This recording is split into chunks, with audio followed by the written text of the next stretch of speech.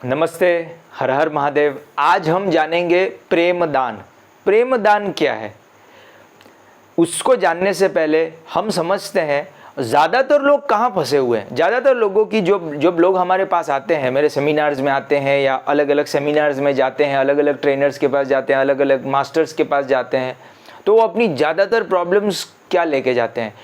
ज़्यादातर लोग क्या लेके जाते हैं, मेरा शरीर में गड़बड़ है, मैं शरीर से बीमार हूँ, तकलीफ़ है, शरीर में दिक्कत पड़ रही है। तो शरीर से रिलेटेड ज़्यादातर प्रॉब्लम्स वो लेके जाते हैं। दूसरे टाइप के लोग जो होते हैं वो मन की ज़्यादातर प्रॉब्लम लेके जाते हैं। मेरा बहुत थॉट्स आते हैं, मुझे बहुत ज़्यादा एंग्जाइटी होती है, मुझे ये होता है, मुझे वो होता है। तो नंबर ऑफ़ थिंग्स जो मन से रिलेटेड है, माइंड से रिलेटेड, उनका मन उनका वश में नहीं है। तीसरी जो होती है वो है बुद्धि। हमारी जो बुद्धि होती है उससे रिलेटेड जो होते हैं, मेरी बुद्धि बहुत हाइपर है, मैं अपनी बुद्धि को कंट्रोल नहीं कर पाता हूँ, बहुत ज़्यादा ओवर एनालाइज करती रहती है ये। तो ये बुद्धि से रिलेटेड, यानी मन, बुद्धि और शरीर से रिलेटेड प्रॉब्लम्स, कांस्टेंट प्रॉब्लम्स लोग फेस कर रहे हैं। पर ये प्रॉब्लम्स हैं क्या भाई? क्यों हमारा शरीर इतना खराब कैसे हो जाता है, हमारा शरीर इतना अस्वस्थ कैसे हो जाता है, हमारा मन इतना दिक्कत में कैसे आ जाता है, हमारा मन इतना परेशान कैसे हो जाता है, इतना ज़्यादा गड़बड़ कैसे करने लगता है, जबकि मन, बुद्धि और शरीर ये बने ही हुए हैं सेवा करने के लिए। तो वो सेवा तो करते नहीं हैं और दिक्कत में फंस जाते हैं। तो क्या होता है एग्जैक्टली वो आज हम सीखेंगे कि मन, बुद्धि और शरीर बिगड़ते कैसे हैं। मन, बुद्धि और शरीर बिगड़ते हैं, ये सबकी प्रॉब्लम है। ध्यान से सुनना, मन, बुद्धि और शरीर से रिलेटेड प्रॉब्लम सबकी प्रॉब्लम है। आप में से हर एक व्यक्ति जो ये वीडियो सुन रहा है वो इन तीनों हिस्सों में से किसी न किसी हिस्से से बहुत ज़्यादा परेशान है ना। तो मन, बुद्धि और शरीर बिगड़ते हैं जब उनको आत्मा का प्यार नहीं मिलता। अब इसको थोड़ा सिंपल करता हूँ। आत्मा यानी क्या?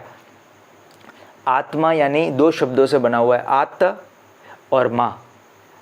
तो आता को हटा भी दोगे तो भी एक बहुत पावरफुल शब्द मिलता है, वो है माँ। माँ हटा दोगे तो आता का कोई बहुत ज़्यादा इम्पोर्टेंट मीनिंग नहीं है, पर माँ शब्द जो है वो बड़ा पावरफुल शब्द है। तो आत्मा में ये जो माँ हिस्सा है वो बहुत पावरफुल है। हमारे अंदर का माऊली तत्व, हमारे अंदर का मातृत्व, हमारे अंदर का वो माँ की करुणा, उसी को बोलते हैं आत्मा। जब आत्मा का प्रेम मन, बुद्धि और शरीर को मिलने लगता है तो वश में आ जाते हैं वो।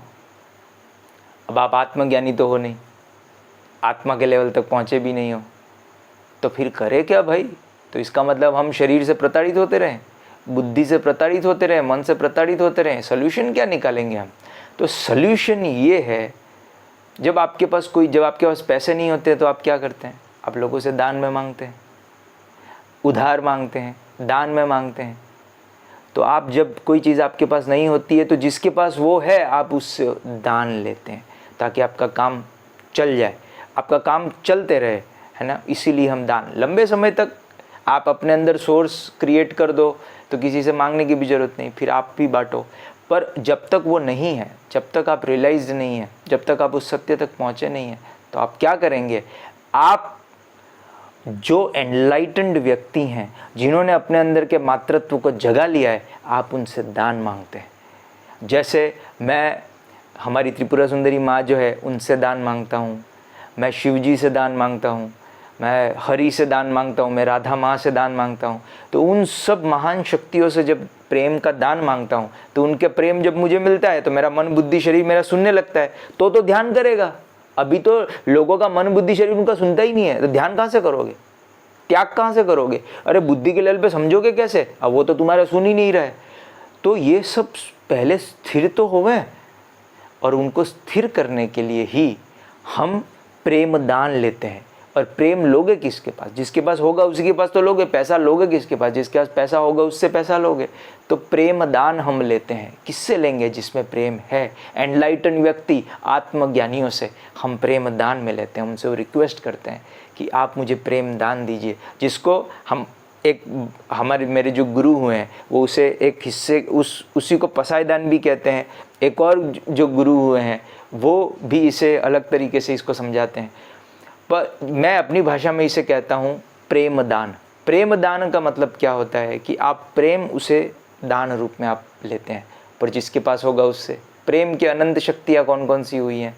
गौतम बुद्ध हुए हैं, महावीर स्वामी हुए हैं, कृष्ण हुए हैं, शिव हुए हैं, राधा माँ हुई हैं, श्री, शक्ति, ज्ञान, सरस्वती जी, ब्रह्मा जी, गायत्री माँ, ऐसी बड़ी पावरफुल शक्तियाँ हैं, उनके पास बहुत अनंत प्रेम है।